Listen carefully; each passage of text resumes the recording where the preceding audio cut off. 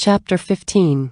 Stan swiveled out of bed, grabbing his glasses from the nightstand and stepped into his slippers, then began scratching himself as he started shuffling to the kitchen for some coffee. Sounds like business is slow. I only heard the door once this morning. The heck? He had come to the kitchen to find Wendy, a different Wendy, and not only different Wendy but a Wendy sitting on his nephew's lap, sucking his face off. She's dressed to kill. The boy doesn't stand a chance, she's too old for him. He folded his arms. Ahem. The lovers broke and turned around, surprised to see Stan wearing a face even more unhappy than usual. Oh. Mornin' Grunkle Stan. Dipper held tightly onto her as if to say stay where you are. Mornin' boss. Wendy held onto Dipper's neck, returning his squeeze, and lowered her eyelids.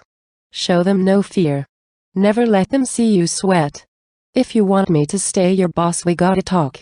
And he pointed to the shack office as if ordering her there.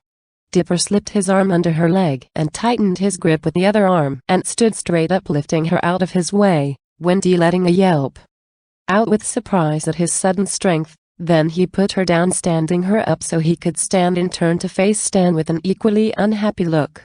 Anything you want to say to her, Grunkle Stan, you can say to the both of us. I know what you were thinking. Do you now? You don't even know what she's thinking. You think you do, but you don't.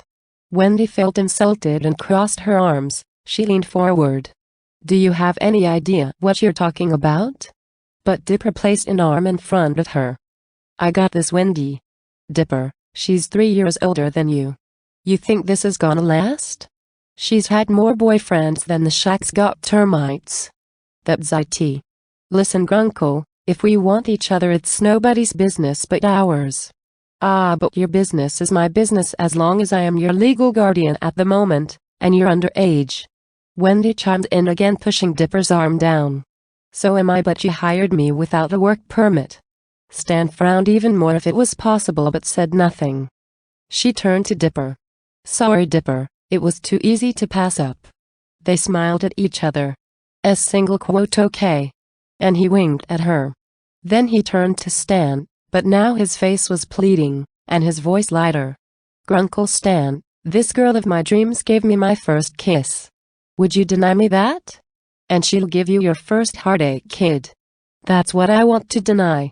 But everyone gets their heart broken. Everyone turned around to see Mabel.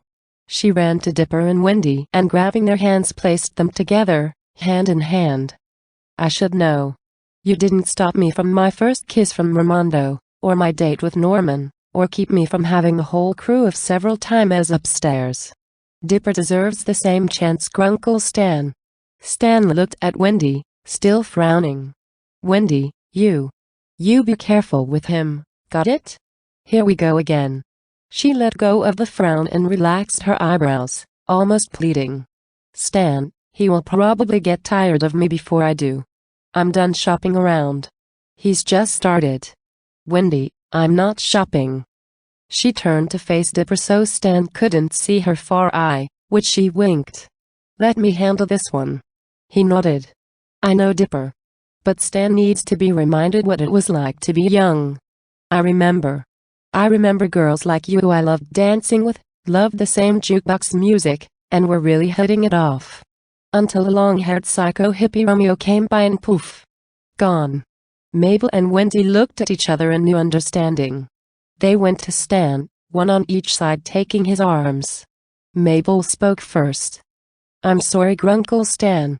But would you have wanted to be kept safe from getting to dance with her, never to have danced at all? Give my bro a chance. And me too. Everyone looked at Wendy now. You think I enjoy breaking up with guys? You think I don't want stability and security? That's what I've been looking for, and finally I realize it was in front of me all the time.